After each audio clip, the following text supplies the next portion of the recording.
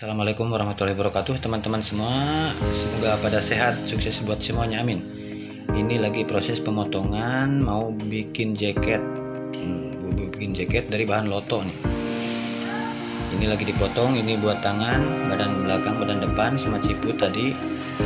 Kita lanjut motong dulu. Ntar sesudah dipotong kita lanjut membuat sakunya, saku pinggirnya. Yuk ikuti terus. Nah, sekarang cara membuat saku pinggirnya. Yuk, yang mau tahu mari belajar bersama, semoga bermanfaat. Kita simak video sampai habis.